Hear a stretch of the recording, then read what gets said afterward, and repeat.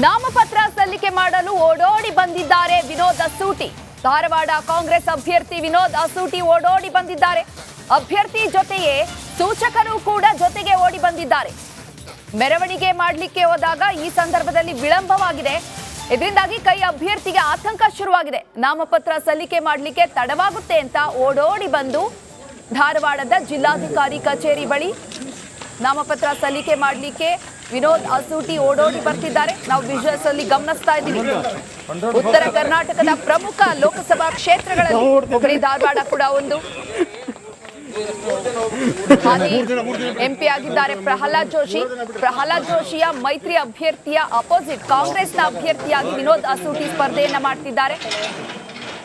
ಬಿಜೆಪಿಯ ಭದ್ರಕೋಟೆಯನ್ನ ಭೇದಿಸಲಿಕ್ಕೆ ಕಾಂಗ್ರೆಸ್ನ ಅಭ್ಯರ್ಥಿ ವಿನೋದ್ ಅಸೂಟಿ ಓಡೋಡಿ ಬಂದು ನಾಮಪತ್ರ ಸಲ್ಲಿಕೆಯನ್ನ ಮಾಡ್ತಿದ್ದಾರೆ.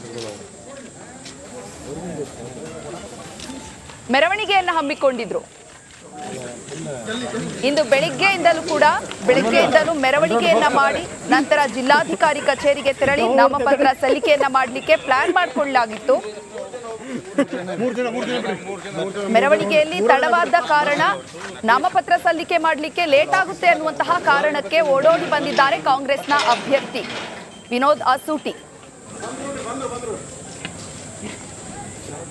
ಹುಬ್ಬಳ್ಳಿ ಧಾರವಾಡ ಲೋಕಸಭಾ ಕ್ಷೇತ್ರದ ಕಾಂಗ್ರೆಸ್ ಅಭ್ಯರ್ಥಿ ವಿನೋದ್ ಅಸೂಟಿ ನಾವು ಗಮನಿಸ್ತಾ ಇದ್ದೀವಿ. ಸಾಕಷ್ಟು ಜನರು ಸೇರಿದ್ದಾರೆ. ಮೆರವಣಿಗೆ ಮೂಲಕ ನಾಮಪತ್ರ ಸಲ್ಲಿಕೆ ಮಾಡಲಿಕ್ಕೆ ಬಂದಿದ್ದಾರೆ.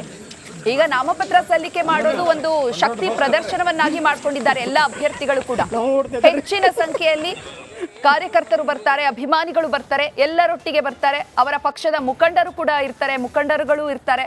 ಅವರೆಲ್ಲರೊಟ್ಟಿಗೆ ಬಂದು ನಾಮಪತ್ರ ಸಲ್ಲಿಕೆಯನ್ನ ಮಾಡೋದು ರೂಢಿಯಾಗಿದೆ. ಅದೇ ರೀತಿ ಮೆರವಣಿಗೆಯನ್ನ ಮಾಡ್ತಾ ನಾಮಪತ್ರ ಸಲ್ಲಿಕೆ ಮಾಡಲಿಕ್ಕೆ ಬರುವಂತಹ ವೇಳೆಯಲ್ಲಿ ಲೇಟ್ ಆಗಿದೆ.